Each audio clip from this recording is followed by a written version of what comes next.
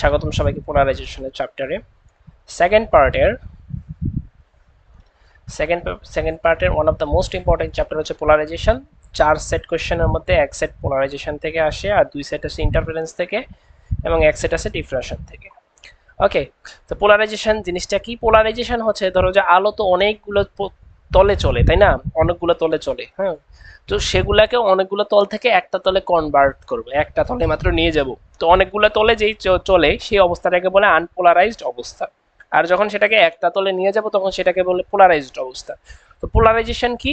The process of transforming unpolarised light into polarised light, অর্থাৎ যেই প্রসেসের মাধ্যমে আনপোলারাইজড লাইটকে পোলারাইজড লাইটে কনভার্ট করে সেটাকে পোলারাইজেশন বলে। ওকে, এবার আসি প্লেন অফ পোলারাইজেশন। দেখো, পোলারাইজেশন তো একটা তলের মধ্যে হবে, তাই না? যেই তলে পোলারাইজেশনটা হবে সেটাই হচ্ছে প্লেন অফ পোলারাইজেশন। আচ্ছা, এখানে দেখি, বলছে the plane which contains the direction of propagation of the polarised light, অর্থাৎ যেই তলে পোলারাইজড লাইটের ডিরেকশনটা নির্দেশ করে এটাকেই বলে plane of polarisation. The plane which contains the direction of propagation of polarised light, অর্থাৎ পোলারাইজড লাইটের ডিরেকশন যে বহন করে সেই প্লেনটাকে বলে প্লেন অফ পোলারাইজেশন। তারপরে আসি পোলারাইজেশন অ্যাঙ্গেল।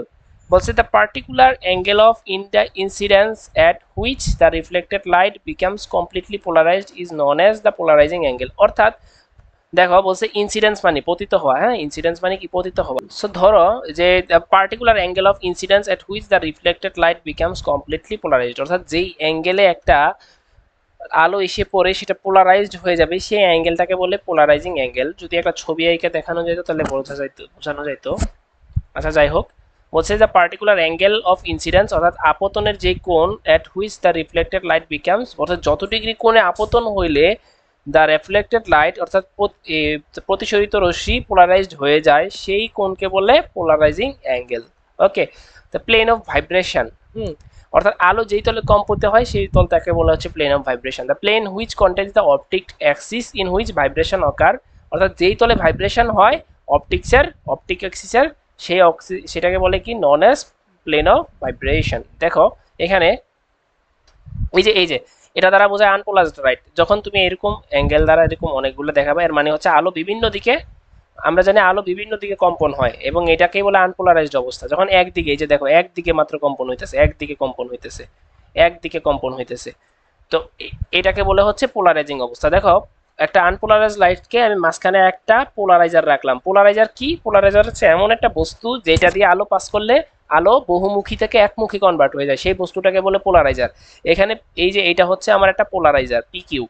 ওকে, তো একটা আনপোলারাইজড লাইট পিকিউ পোলারাইজার দিয়ে পাস করে পোলারাইজড লাইট হয়ে কনভার্ট হয়ে গেল, সামনের দিকে আগাইতেছে। এই যে দেখো, এইখানে একটা তল আছে, হ্যাঁ, এটা হচ্ছে ভূমি বরাবর, এই তলটা হচ্ছে ভূমি বরাবর, আর এখানে একটা তল আছে লম্ব বরাবর। হ্যাঁ, এই ভূমি বরাবর তলকে হচ্ছে দেখো ই এফ জি এইচ, এই ই এফ জি এইচ হচ্ছে প্লেন অফ পোলারাইজেশন। আর এই যে দেখো, এই তলে আলো কি এই বরাবর লম্ব বরাবর ভাইব্রেশন হচ্ছে না? এই যে লম্ব বরাবর একটা তল আছে পি কিউ আর এস, এটাকে বলে প্লেন অফ ভাইব্রেশন। তাহলে প্লেন অফ পোলারাইজেশন আর প্লেন অফ ভাইব্রেশন জিনিসটা বোঝা গেল। ওকে, তো ডেফিনেশন এগুলা আসে মোটামুটি। তারপর আমরা যাই পরের অংশে। দেন হচ্ছে স্পেসিফিক রোটেশন। হ্যাঁ, স্পেসিফিক রোটেশনের সূত্রটা দেখো, সলিডের জন্য এস সমান থিটা বাই এল। হ্যাঁ, লেন্থ এটা হচ্ছে, থিটাটা হচ্ছে লেন্থ, এল হচ্ছে লেন্থ অফ সলিড। ওকে, যদি লিকুইডের জন্য হয় থিটা বাই এল সি, এবং ফর লিকুইড আরেকটার জন্য হচ্ছে ten theta by L C. এখানে length of the substance in centimetre, এখানে হচ্ছে ডেসিমিটার, এখানে গ্রাম পার ডেসিমিটার, এখানে হচ্ছে মিলিমিটার। এই জিনিসটা হিসাবটা একটু মাথায় রাখা লাগবে। তো স্পেসিফিক রোটেশনের ডেফিনেশনটা কি? The specific rotation is defined as the rotation produced by an 1 decimetre. এই যে দেখো, যদি আমি এটার সাহায্যে সংজ্ঞা দেই,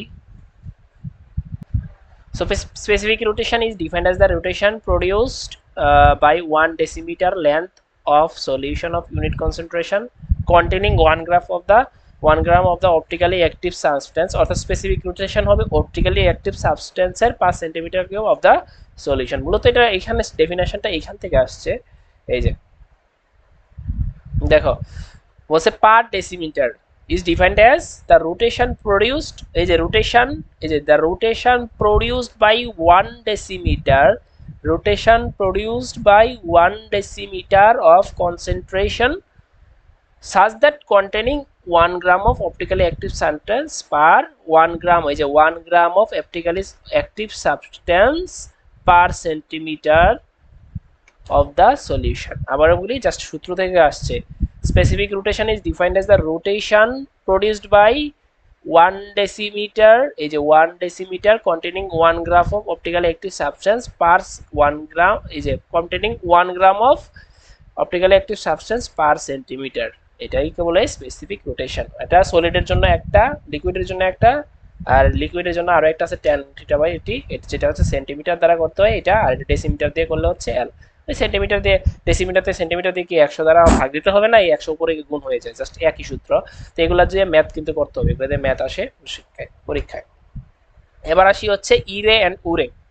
ওকে, তো ইরে উরে জিনিসটা কি আমি একটু প্রথমে বলি, যে আমি যখন একটা জিনিসের পোলারাইজেশন ঘটে, ধরো যে আমি একটা যখন ঘটাই, এই ধরো যে একটা আনপোলারাইজড লাইটকে যখন পোলারাইজ করি, তো এখানে দুইটা ঘটনা, ধরো যে একটা পোলারাইজার, এই পোলারাইজারের মাধ্যমে আমি কি করলাম, একটা আনপোলারাইজড লাইট আছে তাকে দিয়ে আমি কি করলাম, সে কি হইলো বিচ্যুতি ঘটলো, এখান থেকে হচ্ছে বিচ্যুতি ঘটে সে এখান থেকে চলে গেল। ধরো আমি একটা ফিগার দেখাই এখান থেকে, তাইলে বুঝতে পারবা এই ইরে অ্যান্ড উরের। এখানে দাঁড়াও, এখান থেকে দেখাচ্ছি। এই যে দেখো, এই যে একটা আমার আনপোলারাইজড লাইটকে এইভাবেও প্রকাশ করে অথবা এভাবে দিয়ে, দেখো এইটা একটা দিক, এই যে এটা আরেকটা দিক, তার মানে একাধিক দিকে আছে, এই জন্য এটাকে আনপোলারাইজড লাইটের দিক এভাবে উল্লেখ করে, যে আনপোলারাইজড লাইটের দিক। দেখো আনপোলারাইজড লাইটকে যখন আমি একটা ক্যালাসাইট, এটা একটা এক প্রকার হচ্ছে অন্তরক বা যা বলতে পারি যে পোলারাইজার, যখন এটা দিয়ে পাস করবো ক্যালাসাইটের পোলারাইজার দ্বারা, তো এটা ডাবল রিফ্র্যাকশন একটা অংশ আছে, ডাবল রিফ্র্যাকশন, সেখানে ডাবল রিফ্র্যাকশন দুই দিকে হচ্ছে পাস হয়ে যায়। দেখো এটা যখন এখানে এসে এই ক্যালাসাইটের মধ্যে পড়ে, তখন দেখো আলোটা দুই ভাগে ভাগ হয়ে যায়। এই যে আমি বলতেছি একদিকে একটা দিক এইভাবে প্রকাশ করে, আর একটা দিক এই ডট দ্বারা প্রকাশ করে, এই ডটটা এদিক বরাবর চলে যায়, আর এই যে এদিক বরাবর যে এই যে লম্বালম্বি যেগুলো আছে সেগুলো আবার একদিক বরাবর যায়, এখানে এসে বাধা পায় আবার এখানে চলে যায়। যেটা একদম মূল, যেটা যেই পথে আসছিল সেই পথে যায় সেটাকে বলে অর্ডিনারি রে, উরে, অর্ডিনারি রে। আর যেটা যেই পথে আইসা সেই পথে না যেয়ে একটু বাঁকা হয়ে চলে যায় আবার সোজা হয়ে যায়, তখন সেটাকে বলে ই রে, অর্থাৎ এক্সট্রা অর্ডিনারি রে। হ্যাঁ, তাহলে এই দুইটা ডেফিনেশন আসে পরীক্ষায়, যে ই রে কি, এক্সট্রা অর্ডিনারি কি। ইন ডাবল রিফ্র্যাকশন আমি বলে দিছি, কিন্তু এই যে ডাবল রিফ্র্যাকশনের বেলায় এটা মাত্র ঘটে। অর্থাৎ ডাবল রিফ্র্যাকশন কি, যখন আমার রিফ্র্যাকশনটা হবে দুই দিকে হয়ে যাবে, তখন সেটাকে বলে ডাবল রিফ্র্যাকশন। ওকে, বলছে in double refraction the ray in which reflected at an angle, যেটা হচ্ছে কোন করে, এই যে কোন করে আমার রেফ্লেক্টেড হয়, কোন করে হচ্ছে রেফ্লেক্টেড হয়, and which travels through the medium is called, আচ্ছা মিডিয়াম, ওই যে মিডিয়াম তো আমরা দেখাইছি ক্যালাসাইট মিডিয়াম, তাই না, এই যে ক্যালাসাইট মিডিয়াম, হ্যাঁ মিডিয়াম থেকে অন্যটা মিডিয়ামে চলে যায়, তখন সেটাকে বলে এক্সট্রাঅর্ডিনারি বা ই রে। আর উরে কি, দ্য রে which passes through the medium unchange, অর্থাৎ সে তার কোনো দিকের পরিবর্তন হয় না, সেটাকে বলে অর্ডিনারি রে। ওকে, সো আমরা চলে যাব ডাবল রিফ্র্যাকশন, পরীক্ষাটা আসে খুব, এটা আসে ডাবল রিফ্র্যাকশন কি, অলরেডি আমরা বলে ফেলছি ডাবল রিফ্র্যাকশন কি। সো জাস্ট ডাবল রিফ্র্যাকশন কি, এই চিত্রটা কি, ইরে এবং উরে বর্ণনা করবা, এটাই ডাবল রিফ্র্যাকশন। সো বলছে double refraction is an optical property, এটা একটা অপটিক্যাল প্রপার্টি, অর্থাৎ আলোর একটা বৈশিষ্ট্য, ইন হুইচ যাবে কি এখন, in which a single ray of unpolarised light split into two rays, বলছে এটা এমন একটা প্রপার্টি যেখানে হচ্ছে একটা সিঙ্গেল রে স্প্লিট মানে খণ্ডিত হয় কয়টায়, দুইটা রে, টু রেজ, এই যে দুইটা রে কনভার্ট হয়ে গেছে আফটার এন্টারিং অ্যান অ্যানাইসোট্রপিক মিডিয়াম। এই যে এই মিডিয়ামটাকে বলে অ্যানাইসোট্রপিক মিডিয়াম, এবং এটা কিসের তৈরি, ক্যালাসাইটের তৈরি, এই যে এখানে দেওয়া আছে ক্যালাসাইট, ক্যালসিয়াম সালফেট, ক্যালাসাইট যেটাকে বলে ক্যালাসাইট, ক্যালসিয়াম সালফেটের তৈরি। Each rays travel in a different direction, প্রত্যেকটা রে একটা ডিরেকশনে চলে, এইটা একটা ডিরেকশনে চলে, একদম ইজি ভাষায় বলা আছে, জাস্ট রিডিং পড়লে নিজের মতো লেখা যাবে। এই যে ফেনোমেনন অফ ডাবল রিফ্লেকশন আছে, ডাবল রিফ্লেকশনের ঘটনা এটা, এই যে আমি তো আগেই বলছি যে এখানে আনপোলারাইজড লাইট আছে, এটা দ্বারা বোঝায় আনপোলারাইজড লাইট, অর্থাৎ এটা একটা দিক, এটা একটা দিক, অর্থাৎ এখন যখন আমি এইটাকে একটা অ্যানাইসোট্রপিক মিডিয়ামে রাখবো, সে একদিকে চলে যাবে, একটা এই যে গোল গোল গুলা একদিকে চলে গেছে, আর এই যে লম্বা লম্বা গুলা একদিকে একটা অ্যাঙ্গেলে আমার এই দিক বরাবর মুভ করছে, এই যে লম্বা লম্বা এগুলো দেখাই দিতে হবে কিন্তু। সো এই পয়েন্টটাকে বলে ই রে, এই আর এর এটাকে বলে ও রে। সো ই রে এবং ওরের ব্যাখ্যাটা এখানে দিয়ে দিবে, যে বলে যে ইন ডাবল রিফ্র্যাকশন দ্য রে which refracted at an angle, যেটা হচ্ছে অ্যাঙ্গেল হয়ে যায় which travels through the medium, যেটা হচ্ছে মিডিয়ামটাতে পাস করে, এটাকে বলে এক্সট্রাঅর্ডিনারি রে। জাস্ট ইরের ডেফিনেশনটা এখানে দিছে, ইরে এবং উরের ডেফিনেশনটা এখানে দিয়ে দিছে। দ্য রে which passes through the medium unchanged, যেটা কোনো অক্ষের চেঞ্জ হয় না, সেটাকে বলে ওরে।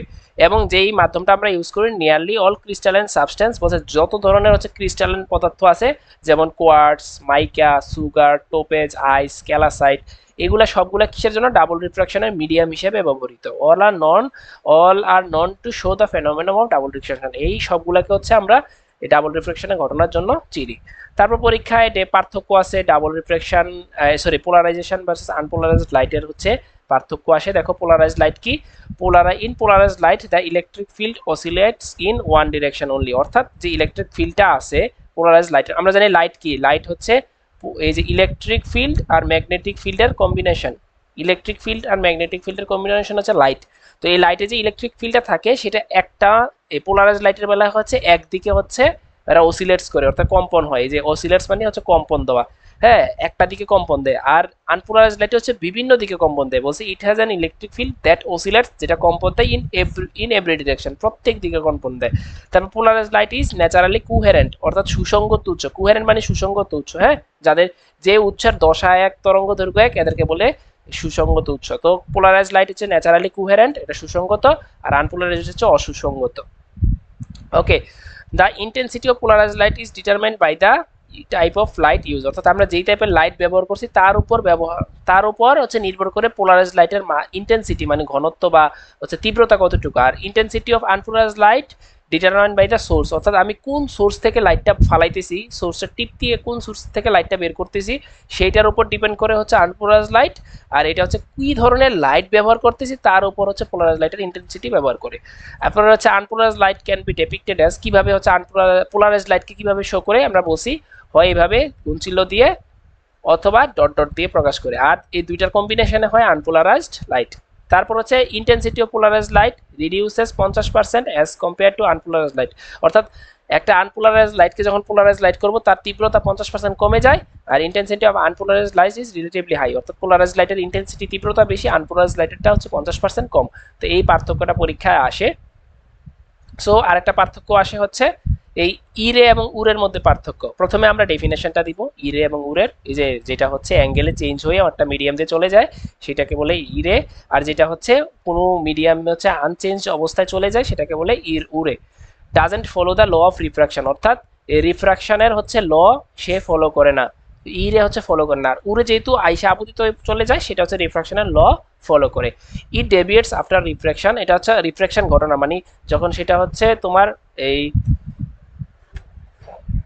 প্রতিসরিত হয় তখন হচ্ছে এটা কি হয়, তার বিচ্যুতি ঘটে, অর্থাৎ একটা লাইন থেকে সে চলে যায়। আর যেটা হচ্ছে এই এটা কি it passes to the undeviated through the crystal, অর্থাৎ যে ক্রিস্টালটা আমরা ব্যবহার করতেছি সেই ক্রিস্টালের মধ্যে সে আনচেঞ্জড অবস্থায় কোনো বিচ্যুতি ছাড়াই সে পাস হয়ে যায়।